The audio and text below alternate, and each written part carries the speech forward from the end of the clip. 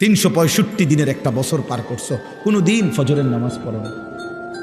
এত বড় দুর্ভাগা, এত বড় বদনসিব মুসলমানের বাচ্চা হলো কেন?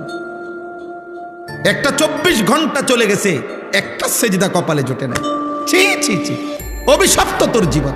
থুতু তোর কপালে, থু তোর কপালে, নাফরমান। থুতু দিলাম তোর কপালে, তোর ওই কপালে থুতু, যে কপাল আল্লাহকে একটা সেজদা দিতে পারলি না। আরেকবার বেটা মিলাইস, বেটা নিজের পরিচয় মিলাইস। এই পরিচয় মানুষের সাথে মিলে নাকি রাস্তার কুত্তার সাথে মিলে, মিলায় দেখিস বেটা।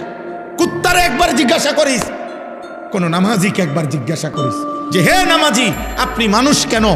কুত্তারে বলিস কুত্তা তুই কুত্তা কেন? মিলায়া দেখো বেটা, জীবন মিলায়া দেখো। একটা সেজদা দিতে পারল না আল্লাহকে। ছি ছি ছি ছি, ছি তোর জীবনের উপর, ধিক তোর জিন্দেগির উপরে, ধিক তোর জীবনের উপরে।